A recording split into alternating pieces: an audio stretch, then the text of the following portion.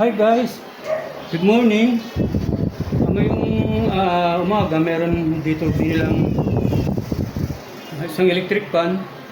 Ang sabi ng ating customer ay hindi ito makaikot itong kanyang shafting. Umuugong na lang siya. Ngayon guys, ang ano ko dito, ang palagay ko ay yung kanyang bushing ay madumi na.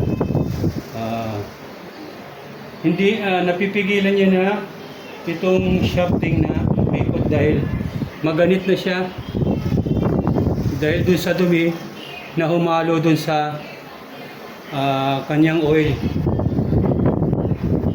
Habang umiikot siya guys, dahil mainit ito, natutuyo yung ating oil saka yung kanyang alikabok, yung dumi, kaya nagiging maganit ito. Hindi niya na mapaikot itong shafting kasi nakadikit na siya doon sa bushing. Ang gagawin natin dito, babaklasin natin to lahat para makita natin yung bushing saka itong shafting kung bakit hindi na siya makaikot.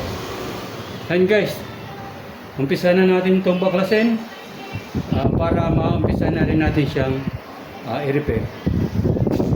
Unahin natin to.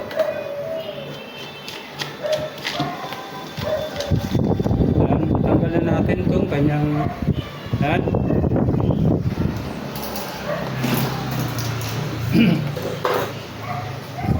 sunod natin itong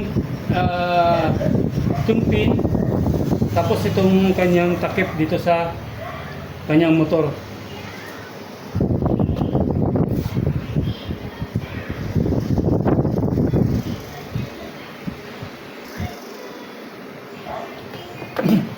Ayan guys, natanggalan natin itong kanyang pin to dito. Ngayon tatanggalin natin itong takip. Meron siyang dito, meron siyang tornilyo. Tatanggalin natin to.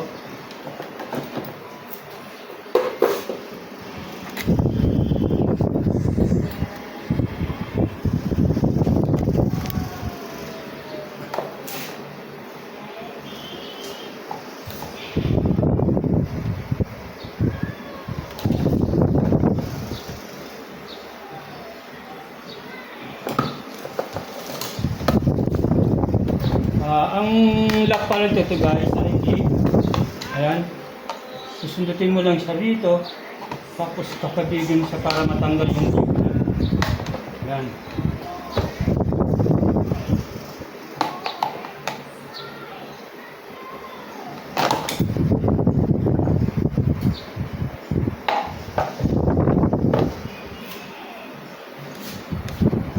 And guys, hindi naman siya madumi. Pero yung loob nito, andun sa loob yung pinakadumi nito. Yung alikabok kasi guys, pumasok dito sa loob ng kanyang bushing. So tatanggalin din natin itong kanyang tawag nito. Ito yung kanyang gearbox. Itong kanyang pinakabahay ng ating motor. Tatanggalin natin yan para mahugot natin yung kanyang shafting. Okay. Ayun guys, meron siyang bali 4 na tornilyo dito.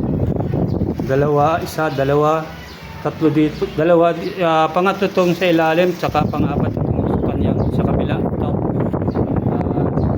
Ito tatanggalin natin lahat yan para mahugot natin yung kanyang shafting. Ayun, ngayon guys, natanggalan natin yung 4 na tornilyo. Ito. Ngayon, ang gagawin natin, huhugutin lang natin itong palabas para makita natin yung loob nitong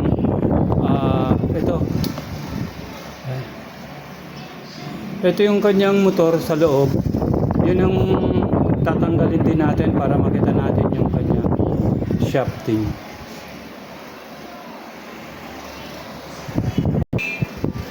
Ayan guys, tanggalin gagawin natin.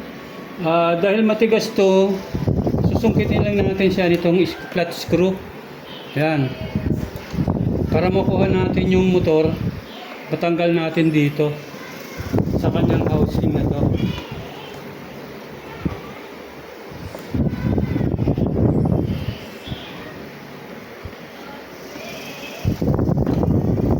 Tanggalin natin to.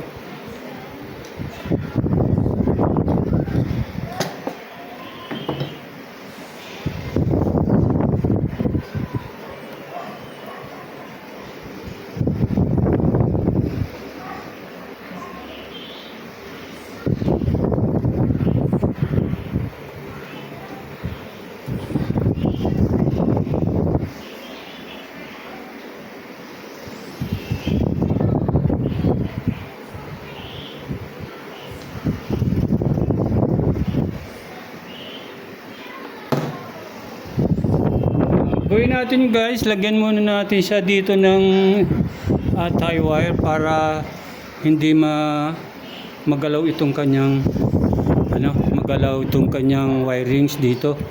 Lalagyan ko muna to ng tie wire na plastic para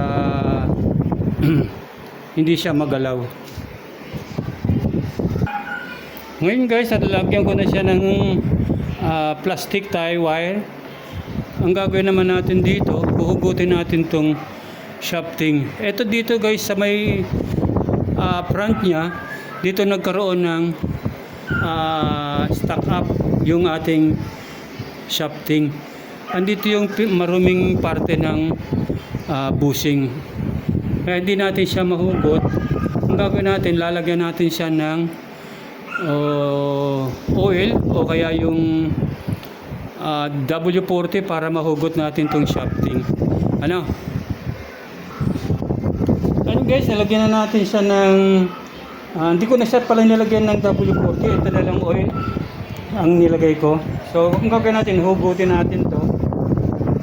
Ayan, dito siya guys nagkaroon ng dito sa bushing na to. Dito sa loob merong mga dumi-dumi na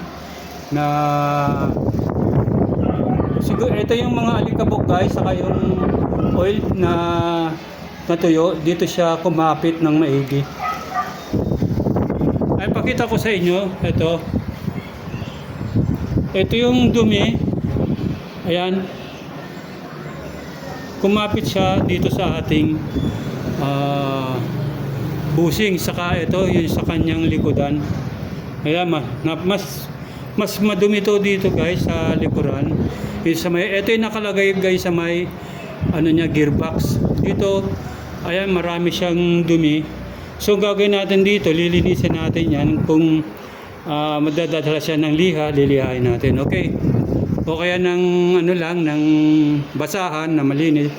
Titignan natin kung madadala ng basahan itong dumi na to na para mawala. Ayan, ito na guys yung shafting. Makita nyo ito guys, madumi na to. May mga guhit-guhit na rin siya. Ito yung sa likod, sa may gearbox. Ito naman yung sa front. Ito rin meron din siyang guhit. Titignan natin kung kayang lihahin to. Pag hindi siya guys na kaya ng liha, hindi siya mawala, ang gagawin natin, magpapalit tayo ng shafting. Kasi pag hindi natin pinalitan yan, hindi rin mangyayari uli yung nangyayari ngayon na magiging maganit siya. Ayan. So guys, ilihahin ko muna to. Titignan natin kung mapapakinis natin to ng liha. Okay.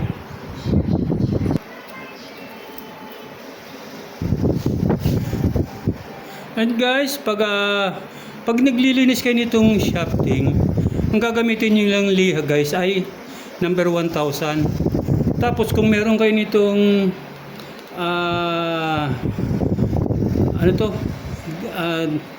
cordless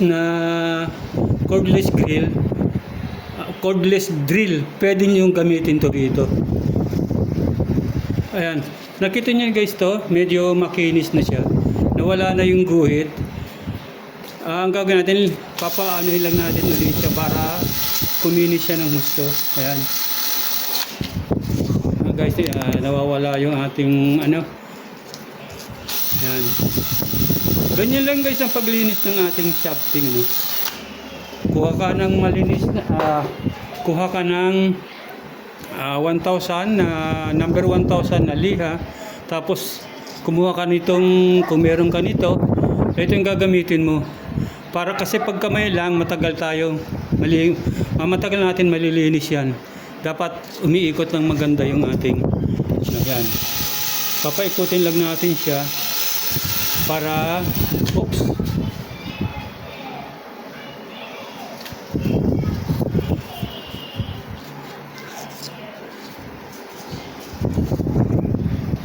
Ayan.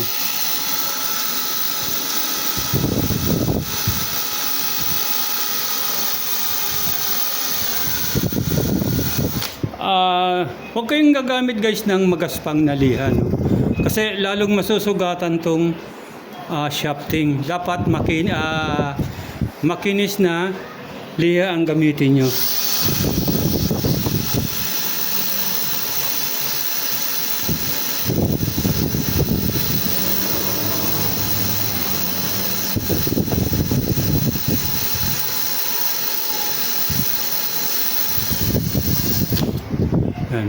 Ayun guys, malapit na natin matanggal din yung kanyang guhit.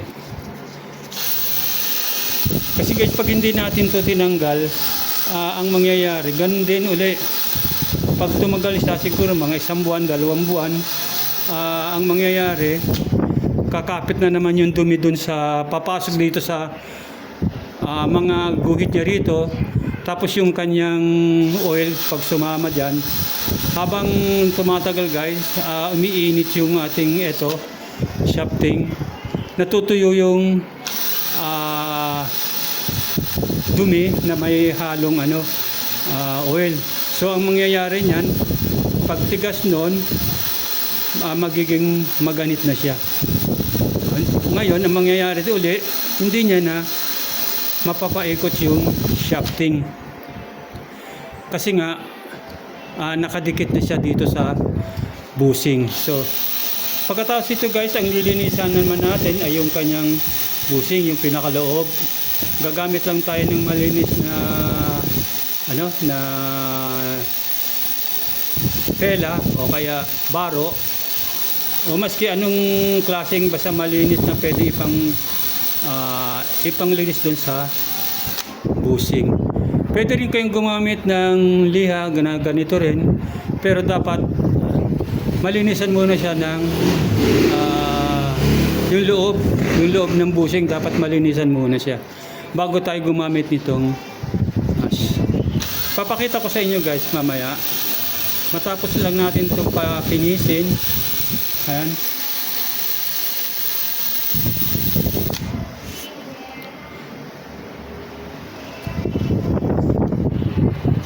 Ayan guys, wala na siya, yung guhit niya, makinis na rin siya. Ngayon pwede na natin siyang itabi muna. Ang gagawin naman natin ngayon ay yung kanyang busing.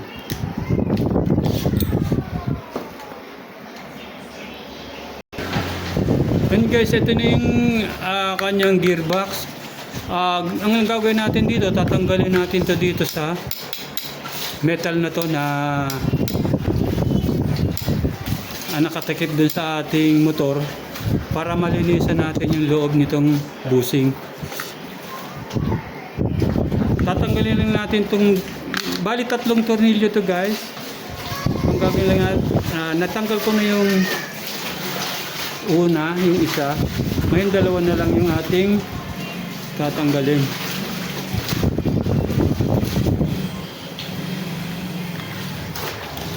Ayan.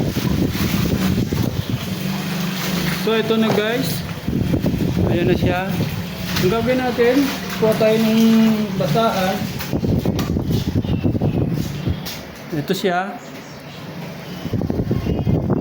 Papasok natin itong basahan dito sa loob.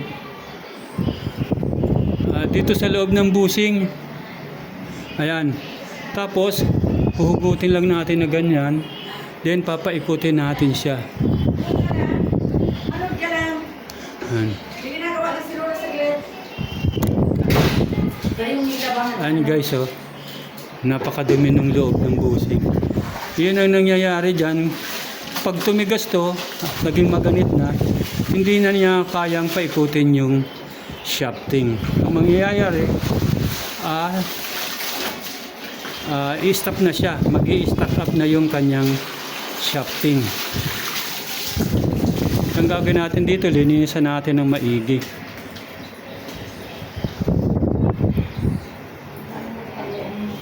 Ayan. Ganyan lang guys ang paglinis ng ating ng bushing. Ayan. Ayan guys, oh. Wala na siyang dumi sa loob, makintab na rin siya. So ito namang sunod. Ito guys yung sa likod, Itong front naman ang ating tatanggalin. Ito yung sa front. Andito rin yung maduming shafty bushing niya, madumi rin yung loob niya. So gagawin natin, tatanggalin natin dito, may tornilyo kasi ito rito para mahugot natin siya. Okay.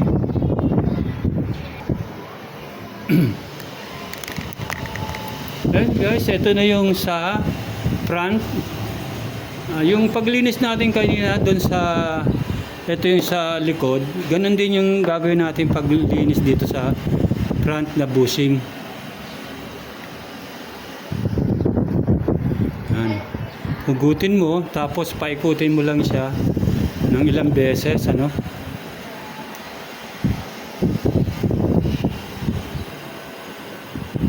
Tapos hilahin mo ng konti. Yan, balik. Tapos hila.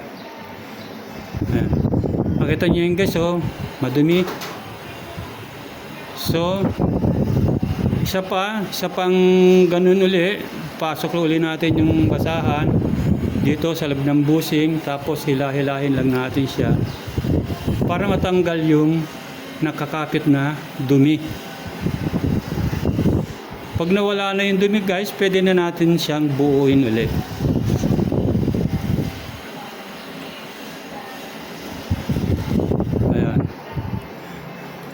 Pakita ko sa inyo yan, wala na siyang dumi. Makinis, makintab na uli siya yung loob. Ngayon guys, gagawin natin, ibabalik na natin to. Bago ka pala natin makalimutan, pasensya na guys, medyo nawawala-wala tayo. Ito, lalagyan natin yan ng oil din para pag ikot ng shafting, papasok dyan yung oil sa loob ng bushing para maging madulas yung ikot ng ating shafting. Yan. Ito nga pala guys, ito yung kanyang spacer. Ang gawin ninyo, linisin nyo rin yung loob nito para hindi na kumalat dun sa bushing. Kasi may dumi din yan sa nakukuha natin sa loob. Kabilaan yan guys, front saka hulihan. Ganun din ang paglinis. Kuha lang kayo ng basahan, tapos lilinisin, ipapasok yung basahan dito sa loob para mawala yung dumi nito sa loob din. Ayan. Ngayon, gagawin ninyo, pagkatapos yung linisan ay ilagay nyo na sa bushing, sa shafting. Ayan.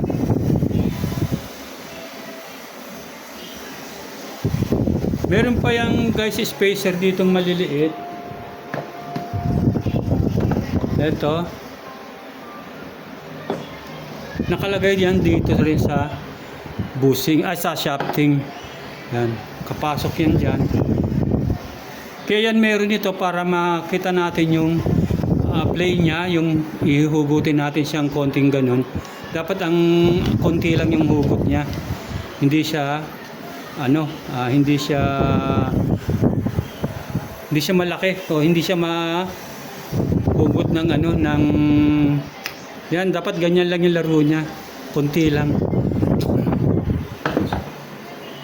Pasok na natin sa kanyang itong motor, ipapasok na natin dito. Tanggalin natin ito na.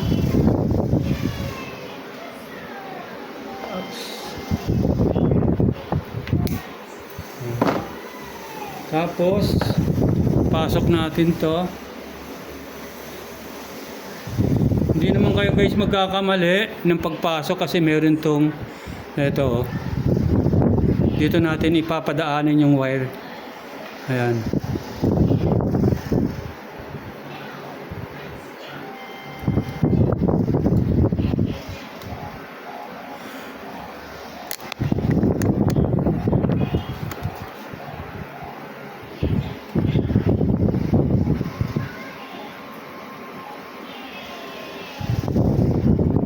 Then, yung shafting niya, yung motor, pinaka rotor niya.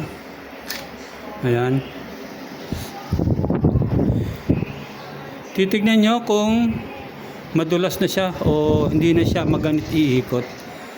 Tapos, yung kabila naman, yung front.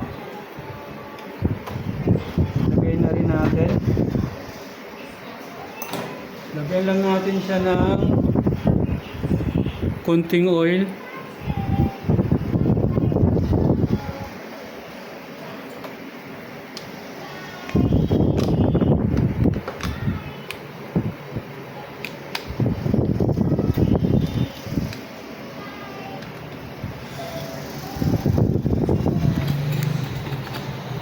Ayan.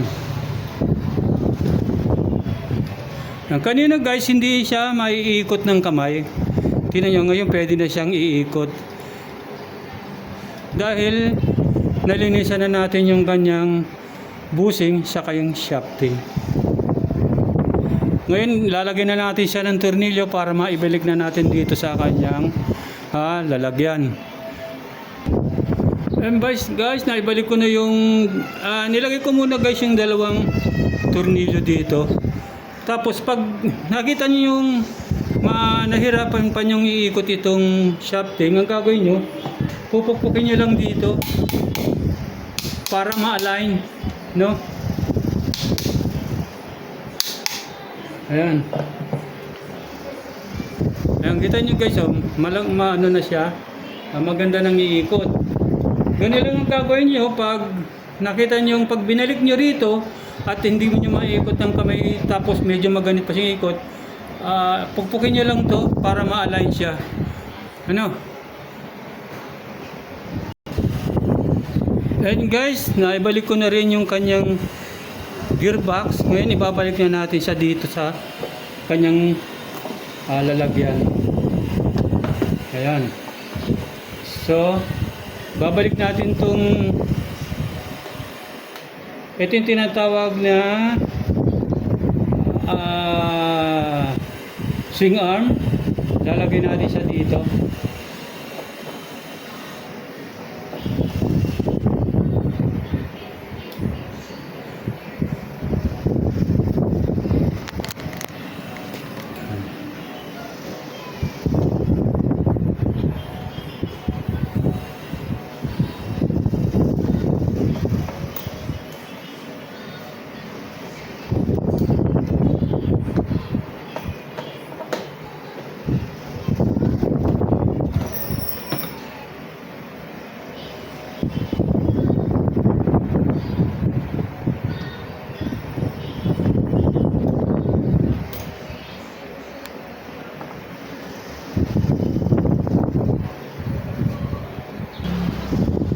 Ngayon guys, naibalik ko na itong gearbox, naibalik ko na rin yung swing arm. Ang gagawin natin, i-test natin siya, no? Kung iikot na siya ng maganda.